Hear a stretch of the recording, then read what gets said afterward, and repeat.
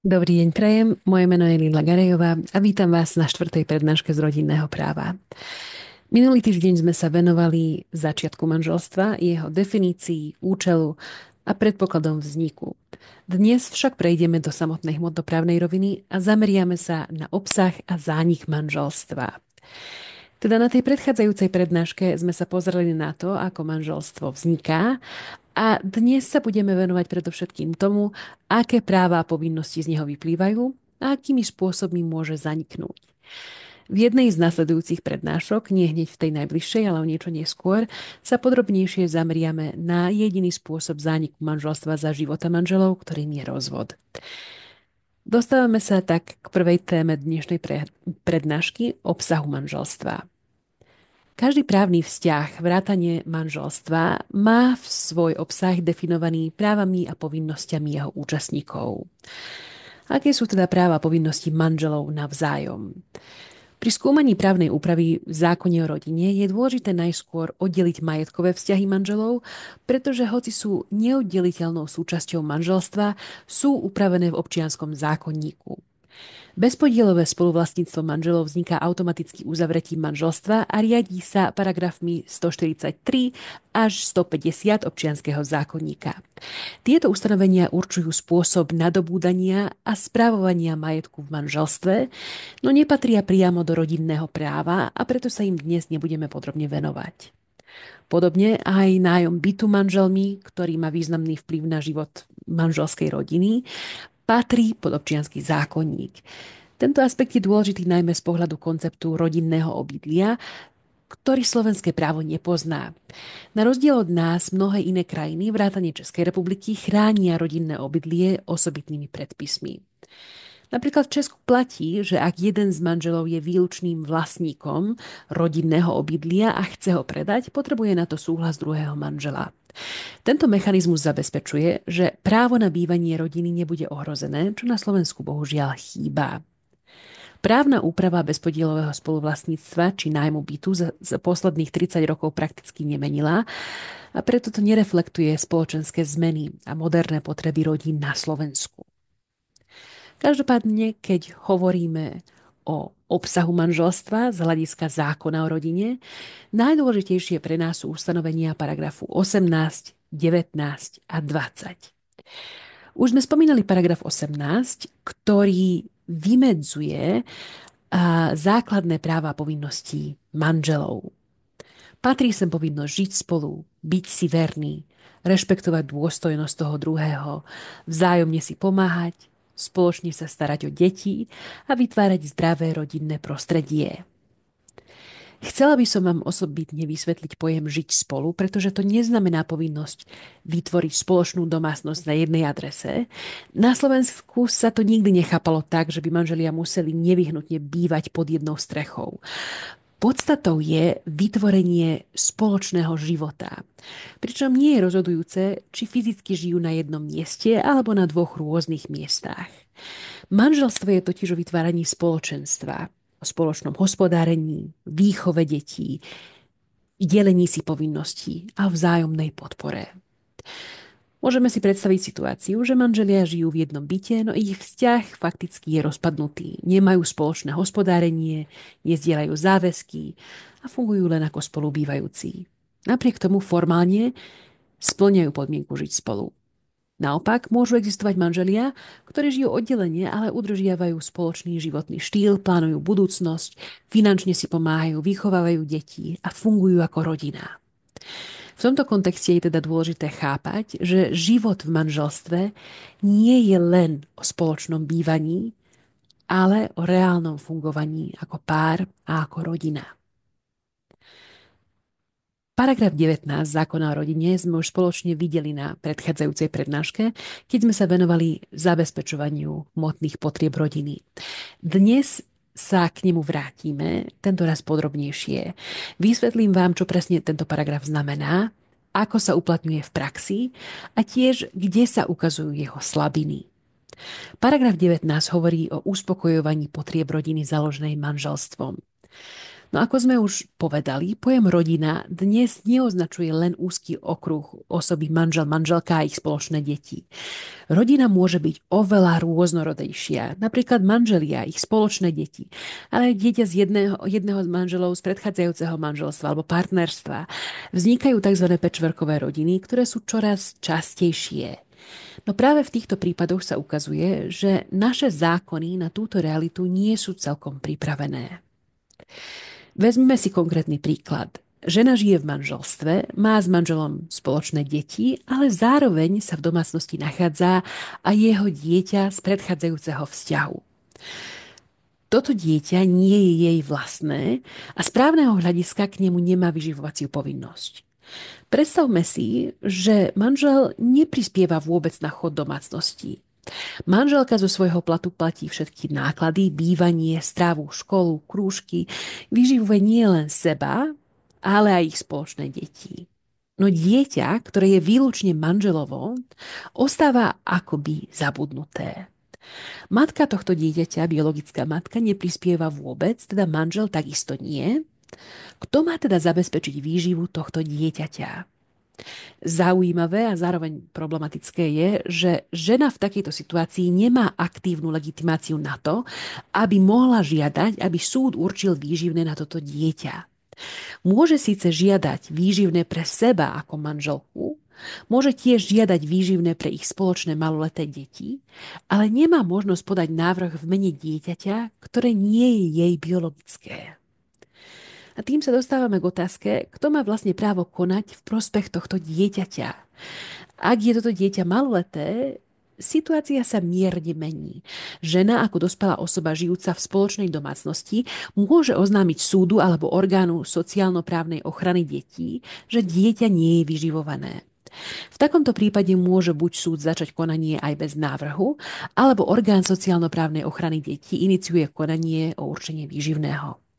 Prípadne môže byť dieťa zverené do náhradnej osobnej starostlivosti, ak sa preukáže, že mu nie je zabezpečená základná starostlivosť. Týmto som vám chcela ilustrovať jeden z konkrétnych problémov, ktoré vyplývajú zo súčasného znenia paragrafu 19 zákona o rodine. Hoci tento paragraf formálne ustanovuje povinnosť prispievať na potreby rodiny, v praxi vám neumožňuje, aby ste sa na jeho základe domáhali plnenia tejto povinnosti žalobou. Je to akoby mŕtvá norma, existuje, ale jej vymožiteľnosť je minimálna. Preto si ho teraz prečítajte ešte raz a na nasledujúcom slajde uvidíme znenie paragrafu 19, ako ho máme dnes a hneď za tým teda uvidíme porovnanie so znením, ktoré malo Česko pred 1. januárom 2014 v čase, keď Česká republika už doplnila do tohto paragrafu odsek 3. A sledujte ten rozdiel. Tento český odsek 3, ktorý tu vidíte, umožnil riešiť aj presne ten prípad, ktorý som vám tu pred chvíľou načrtla. Teda situáciu, kde v domácnosti žije dieťa, ktoré nie je spoločným dieťaťom oboch manželov, ale výlučne dieťa jedného z nich. V českom právnom poriadku existuje možnosť riešiť takýto problém priamo a tým pádom je rodina ako celok oveľa lepšie chránená. Naopak, v našom slovenskom právnom poriadku by si žena v takejto situácii musela pomôcť inak. Buď by jednoducho odmietla vyživovať dieťa, ktoré právne nie je jej, čím by dieťa reálne mohlo ostať bez zabezpečenia, alebo by musela podať nejaký podnet na určovanie vyživovacej povinnosti. Ak by však v našom zákone existoval podobný odsek, ako mali Česi, poskytoval by ochranu aj v takýchto neštandardných, ale reálnych situáciách. A pomohol by rodinám, ktoré nie sú postavené na jednoduchom modeli otec, matka, spoločné deti. Pretože realita dnes je oveľa, oveľa prestrejšia a zákon na túto realitu jednoducho nestačí. Je veľká škoda, že sa takýto doplňujúci odsek 3 do nášho právneho poriadku doteraz nedostal, pretože práve takýto malý legislatívny zásah by mohol výrazne prispieť k spravodlivejšiemu prístupu k rodinám a deťom, ktoré žijú v komplikovanejších, ale čoraz častejších rodinných konšteláciách. V našom právnom poriadku samozrejme existujú nástroje, ktoré by žena v takejto situácii mohla využiť. Môže napríklad žalovať svojho manžela o výživné pre seba v prípade, že nemajú rovnakú životnú úroveň. Právo na rovnakú životnú úroveň manželov vyplýva priamo zo zákona a možno sa ho v prípade potreby aj reálne domáhať. Ide konkrétne o paragraf 71, ktorý tu vidíte na slajde. Ďalej by mohla žiadať o výživné pre ich spoločné maloleté deti, pretože deti majú právo zdieľať životnú úroveň svojich rodičov. Tento nárok je pomerne jasne definovaný a v praxi aj vymožiteľný. Avšak, a tu sa znova ukazuje slabina nášho systému, neexistuje žiadna podobná právna možnosť pre situáciu, keď by chcela táto žena, ako nevlastná matka, zastupovať dieťa svojho manžela a domáhať sa pre neho výživného. To nie je preto, že by si to želala z dobrej vôle, ale preto, že toto dieťa reálne žije s nimi v spoločnej domácnosti a jeho potreby nie sú zabezpečené. Ona však z pohľadu zákona nemá legitimáciu, aby mohla konať v mene tohto dieťaťa. Takže hoci sa oň možno stará, varí mu, kupuje mu oblečenie, chodí s ním k lekárovi, nemá možnosť právne ho chrániť pred zanedbaním povinností jeho biologických rodičov. Je to zvláštny paradox. Žena, ktorá preukázateľne zabezpečuje výživu a starostlivosť, nemá právo konať. A dieťa, ktoré je vnútri rodinného kruhu, ako by bolo z hľadiska zákona neviditeľné, len preto, že nie je spoločné. Ešte sa vrátime k paragrafu 19, kde nám ostáva odsek 3 na Slovensku. Predstavte si, že by o vašej kariére rozhodoval váš manžel. Chcete sa stať lekárkou či učiteľkou, ale potrebujete na to písomné povolenie od manžela. Znie to ako absurdný prežitok z dávnej minulosti a presne to dnes aj je. Slovenské rodinné právo totiž výslovne zaručuje autonómiu oboch manželov vo výbere povolenia. Podľa paragrafu 19 odsek 3 zákona o rodine na výkon povolania na pracovné uplatnenie nepotrebuje žiadny z manželov súhlas druhého manžela. Toto pravidlo je krátke, no nesmierne dôležité. Zabraňuje tomu, aby jeden z manželov ovládal život toho druhého tým, že by mu zakazoval pracovať. Toto ustanovenie garantuje, že každý z manželov môže slobodne vykonávať zamestnanie alebo povolanie bez zásahov zo strany druhej polovičky. Ide o prejav rovnosti manželov v manželstve, ktoré je základnou zásadou nášho rodinného práva. Predpis zdôrazňuje, že do pracovného života manžela či manželky nemá ten druhý čo hovoriť. Nejde totiž o vec rodiny, ktorú by museli manželia schvaľovať spoločne. Naopak, voľba povolania je osobné právo jednotlivca. Zákon tak chráni ľudskú dôstojnosť a osobnú slobodu manžela či manželky, aby neboli ekonomicky alebo spoločensky podriadení svojmu partnerovi. V praktickom živote to znamená, že ak sa napríklad manželka rozhodne nastúpiť po materskej dovolenke do práce alebo manžel zmeniť zamestnanie, nemusia prosiť o dovolenie. Ale nebolo to tak vždy. Historický pohľad odhaľuje, že kedysi na našom území podobná rovnoprávnosť neplatila. V prvej Československej republike mal muž postavenie hlavy rodiny a manželke zákon prisudzoval postavenie takmer ako maloletému dieťaťu. Všetky dôležité práva v rodine patrili manželovi, vrátane práva rozhodovať o majetku manželky a dokonca aj o tom, či a kam môže ísť jeho žena študovať alebo pracovať. Inak povedané, manželka nemohla nastúpiť do zamestnania bez súhlasu manžela a ak on nesúhlasil, ale jednoducho smolu. To nebol len nejaký nepísaný patriarchálny zvyk. Bola to tvrdá litera zákona vtedajšieho občianskeho zákonníka. Príkladom extrému bola situácia učiteliek v prvej polovici 20. storočia. V mnohých krajinách, vrátane Československa, platili tzv. Celibátne predpisy. Ak sa učiteľka vydala, často musela opustiť zamestnanie, aby sa venovala rodine. V protektoráte Čechy a Morava boli v roku 1939 vydaté učiteľky hromadne prepúšťané. Smeli si prácu ponechať iba vtedy, ak ich manžel zarábal tak málo, že rodina finančne závisela od príjmu manželky. Podobné prípady svedčili o tom, že tradícia videla ideálnu ženu ako ženu v domácnosti. A štátne predpisy túto predstavu vynúcovali. Zásadný zlom v našom prostredí nastal s nástupom nového režimu a s prijatím úplne nových rodinnoprávnych predpisov. Komunistická vláda po roku 1948 totiž propagovala rovnoprávnosť žien v práci, najmä z ekonomických dôvodov, pretože ich potrebovala zapojiť do budovania hospodárstva. A výsledkom bol zákon číslo 265 z roku 1949 o rodinnom práve, ktorý nadobudol účinnosť v roku 1950. Tento zákon po prvý raz na Slovensku, respektíve v Československu, výslovne ustanovil rovnosť manželov a zrušil manželovú vrchnosť nad ženou. Manželia získali rovnaké práva vo vzťahu k deťom aj k spoločnému majetku a čo je kľúčové, manželka získala plnú právnu spôsobilosť rozhodovať o svojom povolaní. Nové rodinné právo výslovne stanovilo, že na výkon povolania a na zmenu miesta zamestnania nepotrebuje žiaden manželov súhlas druhého. Táto jednoduchá veta spôsobila medzi ženami doslova malú revolúciu. Zrazu tisíce manželiek mohli nastúpiť do práce, prísť k vlastnému zárobku a nebyť finančne závislé od manžela. Mnohé túto novú slobodu aj využili.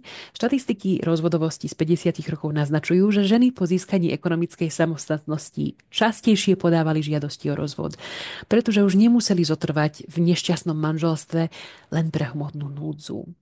S určitou dávkou irónie možno povedať, že rovnosť v práve pracovať posilnila aj slobodu rozviesť sa a ženy už neboli uväznené v manželstvách preto, že by ich niekto iný neživil.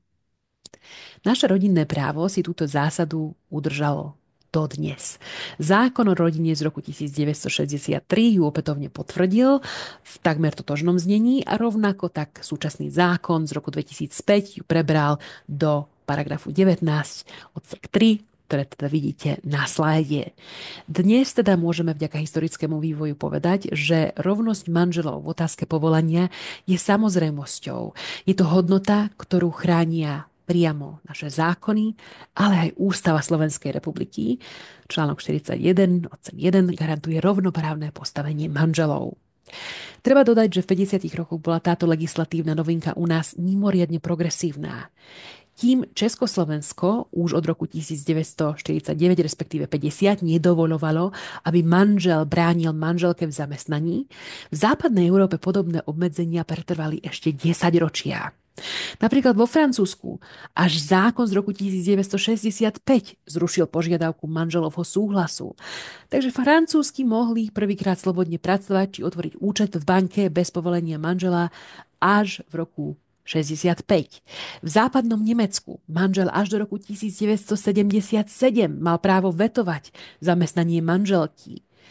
Dovtedajší paragraf 1356 nemeckého občianskeho zákonníka stanovil, že žena sa má v prvom rade starať o domácnosť. A pokiaľ by jej prípadné zamestnanie narúšalo plnenie povinností v domácnosti, manžel jej ho mohol zakázať. Ešte neuveriteľnejší je švajčiarsky príklad. Švajčiarsko síce dalo ženám volebné právo na federálnej úrovni už v 70. rokoch, ale rovnoprávnosť v manželstve, vrátane práva pracovať, uzákonilo až v roku 1988. Tieto príklady ukazujú, že Slovensko, respektíve Československo, nebolo v oblasti práv manželov nejak pozadu. Práve naopak. Rodinné právo z roku 1949 patrilo k najmodernejším na svete v otázke manželskej rovnosti. Samozrejme je potrebné spomenúť, že to, čo dnes považujeme za samozrejmosť v Európe, nie všade vo svete platí. V niektorých krajinách sú dodnes manželia zákonnými strážcami svojich žien.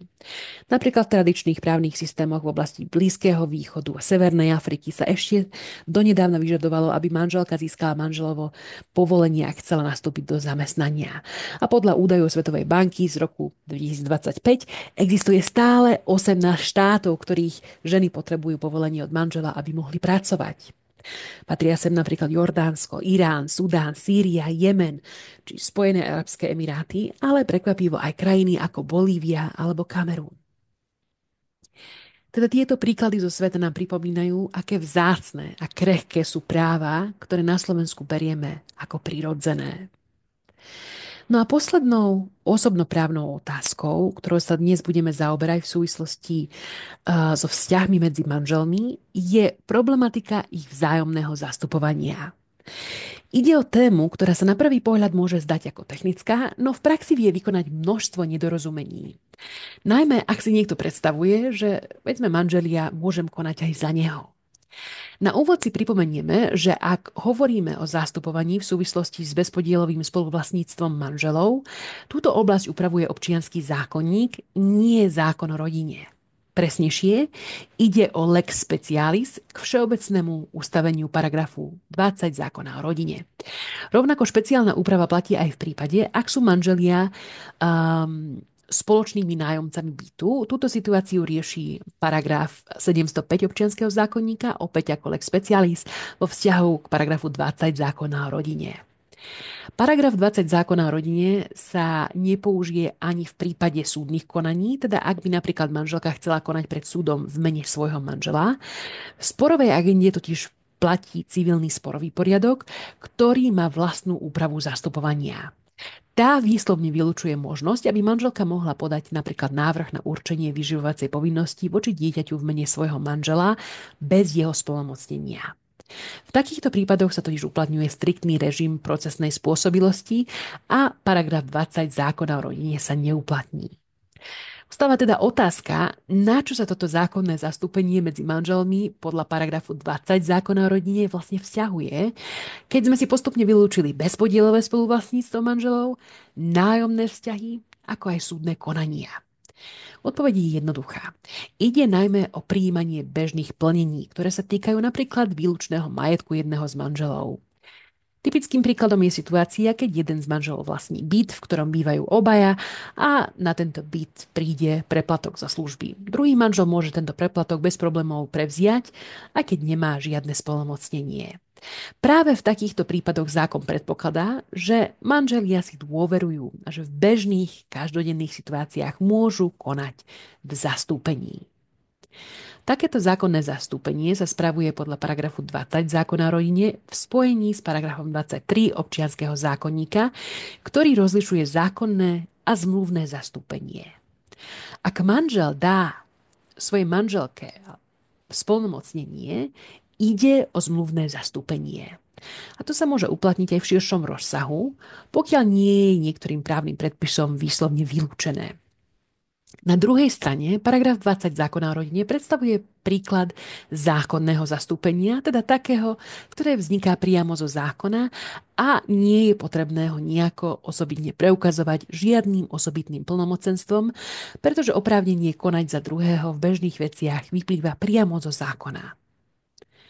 Ak sa teda jeden z manželov domáha plnenia bežnej povahy, napríklad preberie list, balík, preplatok, informácie o účtoch za domácnosť, môže tak urobiť bez akéhokoľvek poverenia. Zákon v tomto prípade predpokladá určitú dôveru a kontinuitu v bežnom rodinnom živote. Na záver však treba dodať, že pri správe spoločného majetku, teda pri BSM, platí osobitná úprava podľa paragrafu 145 občianskeho zákonníka. Tu je už potrebný súhlas oboch manželov pri nakladaní s podstatnými vecami spoločného majetku a zákonné zastúpenie tu automaticky nevzniká. Teda ak by jeden z manželov chcel bez vedomia druhého predať spoločný automobil alebo darovať časť spoločného majetku, už ide o zásah, ktorý vyžaduje spoločné rozhodnutie.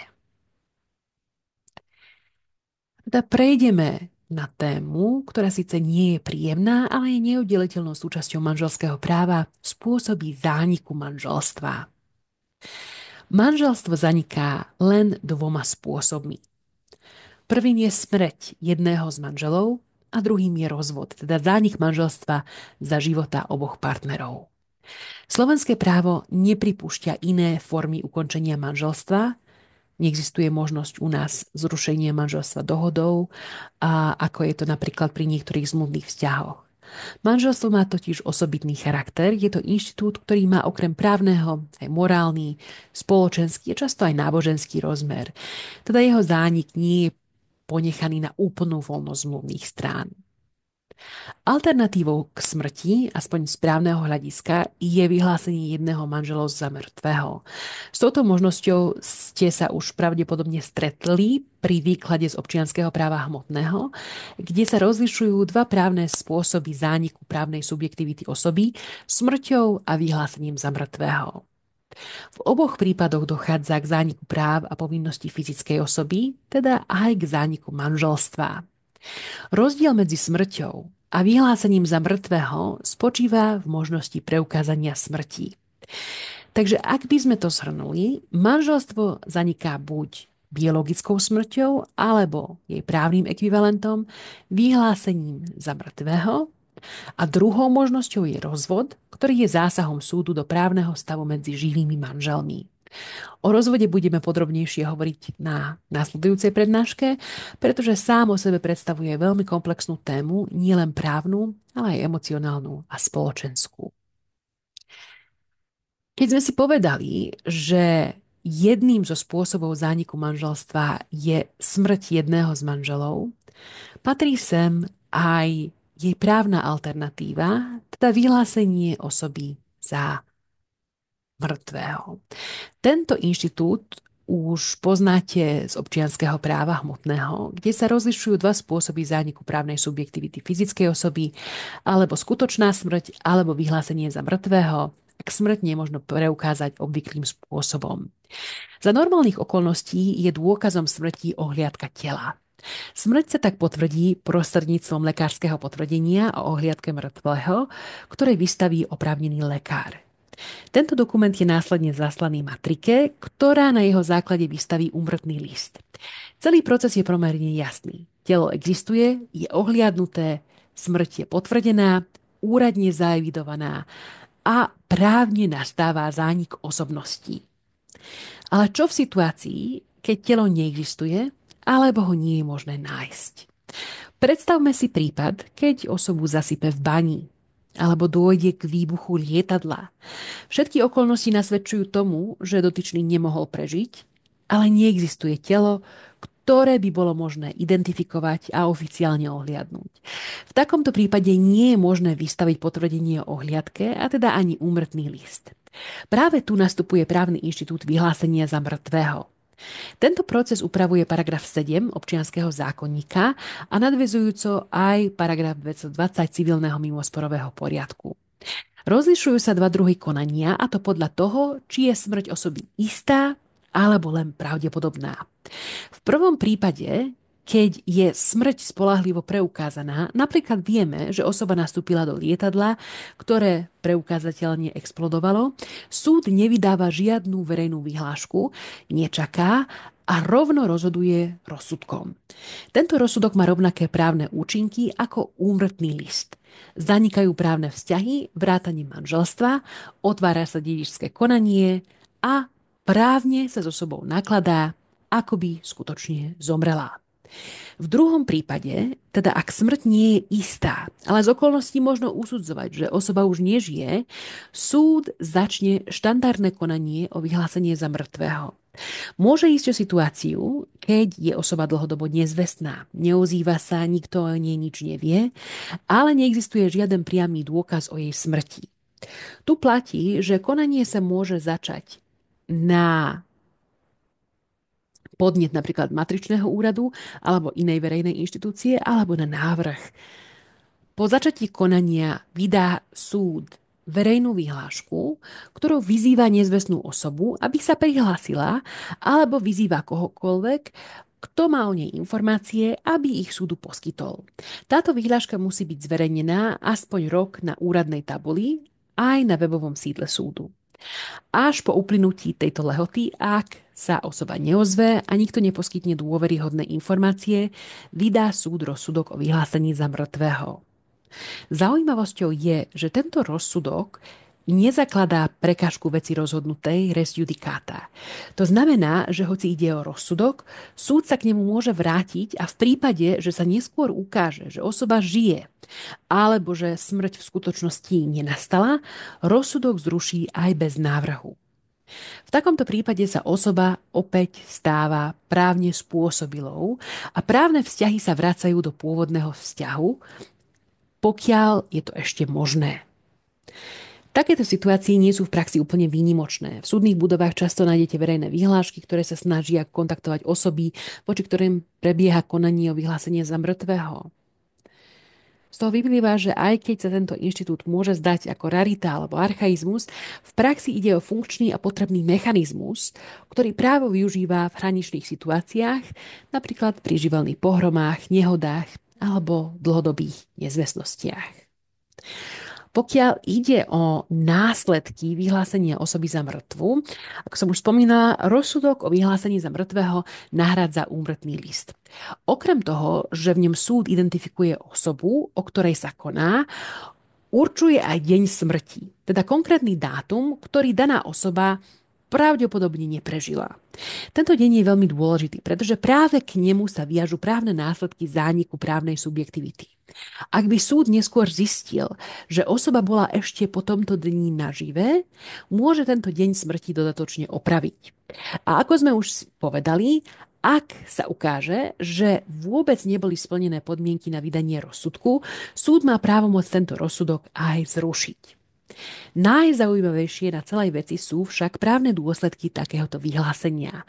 Podľa občianskeho zákonníka totiž platí, že dňom smrti zaniká spôsobilosť mať práva a povinnosti, teda zanikajú všetky práva a povinnosti danej osoby.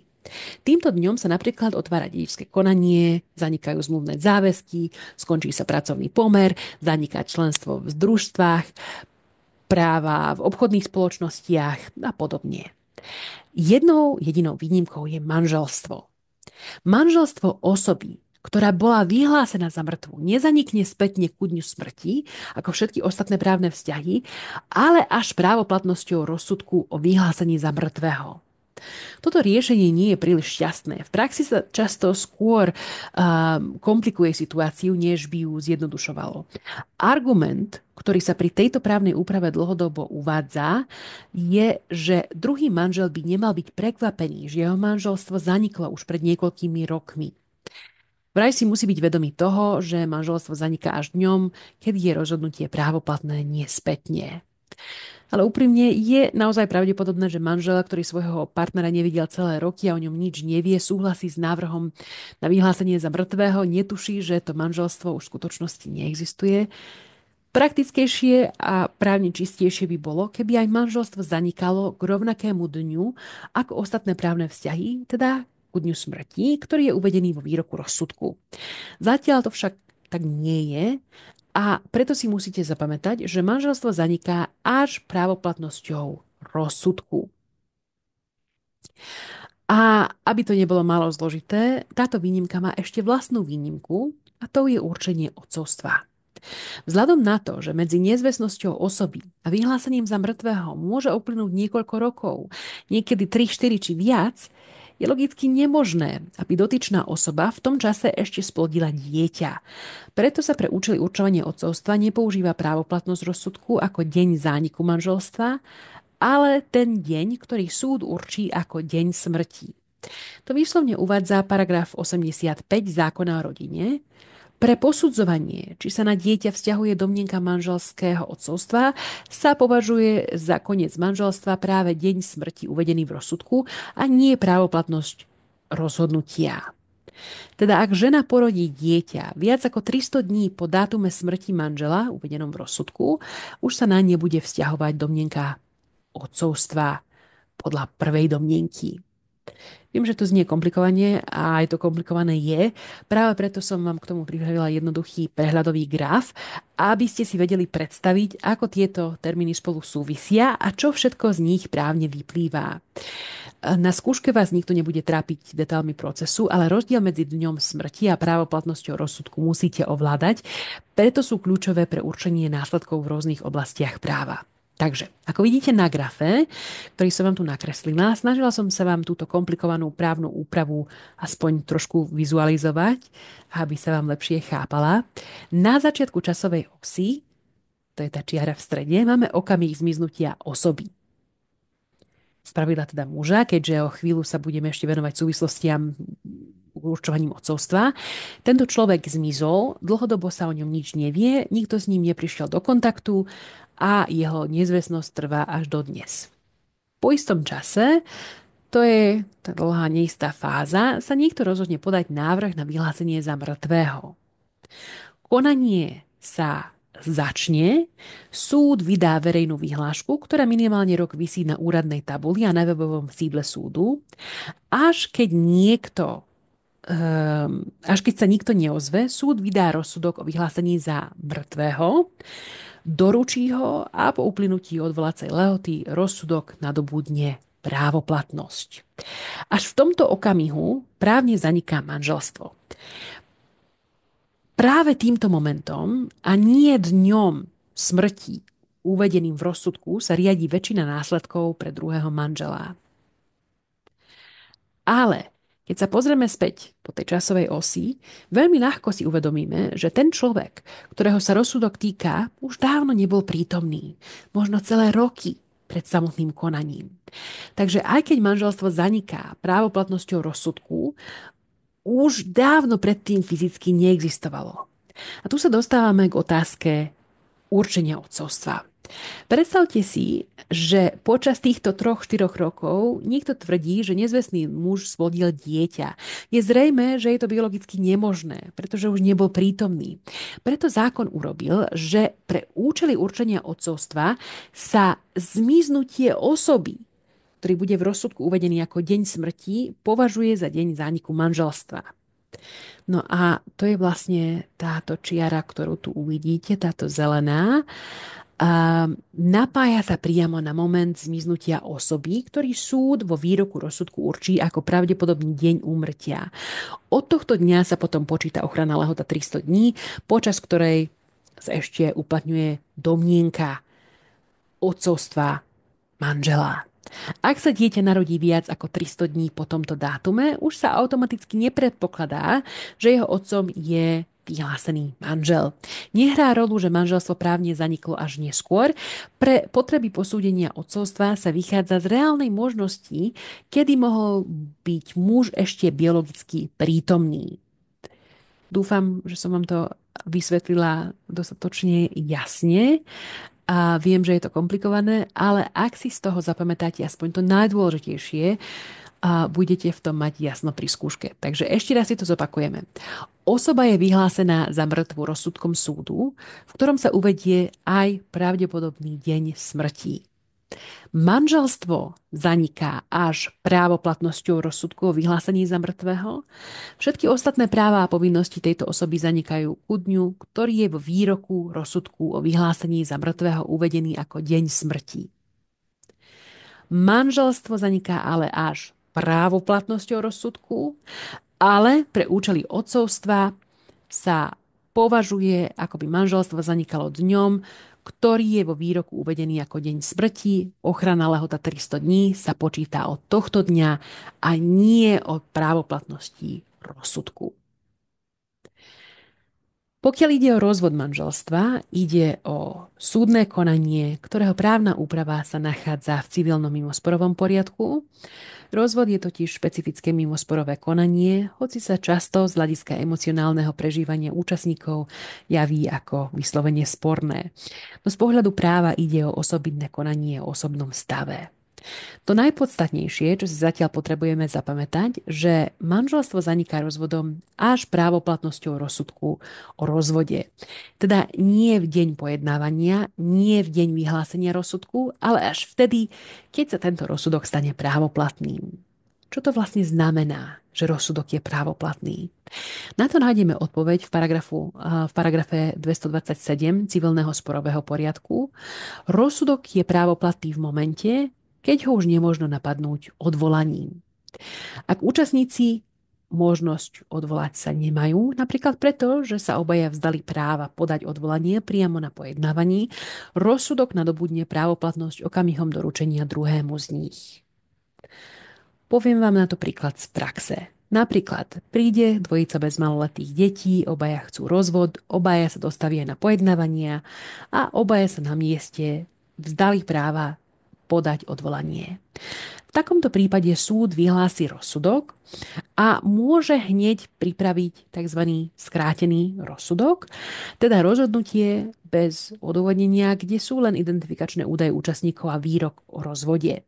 V podstate ide o vopred pripravený formulár, kde sa len doplnia konkrétne údaje o manželoch.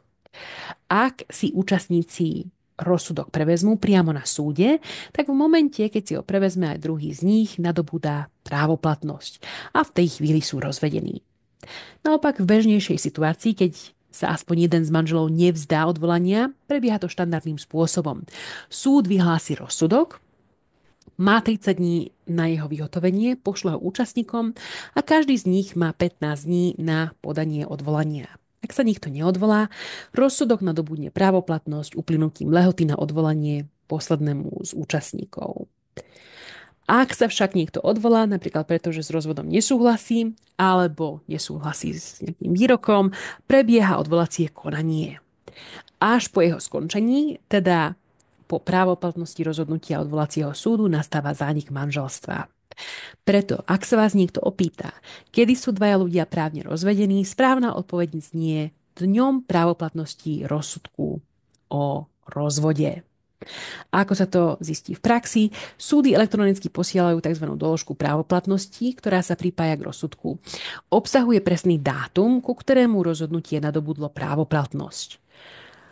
Ak ste zastúpení advokátom, súd túto doložku pošle automaticky právnemu zástupcovi. Ak nie, musí si bežný občan túto doložku vyžiadať, napríklad preto, aby si mohol zmeniť rodinný stav na matrike, prípadne uzavrieť nové manželstvo.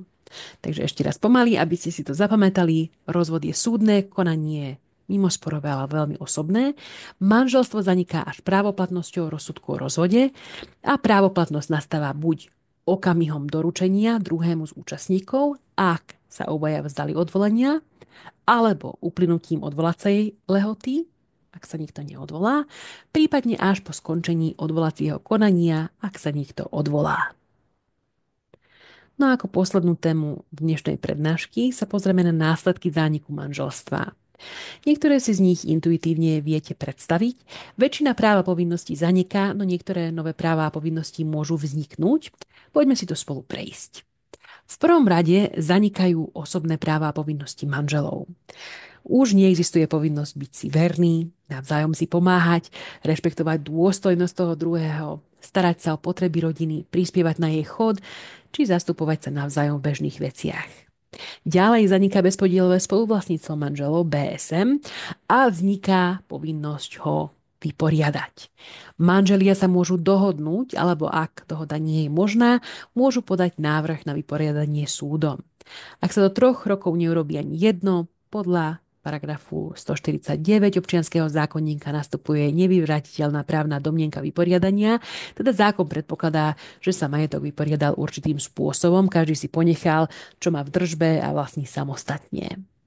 Zaniká aj vyživovacia povinnosť medzi manželmi, ktorú sme dnes spomínali, teda povinnosť zabezpečiť si životnú úroveň približne na rovnakej úrovni. To rozvodom zaniká. Zaniká aj spoločný nájom družstevného bytu, ak vznikol počas trvania manželstva, v prípade komunálneho bytu zaniká tiež, ale za určitých zákonom stanovených podmienok.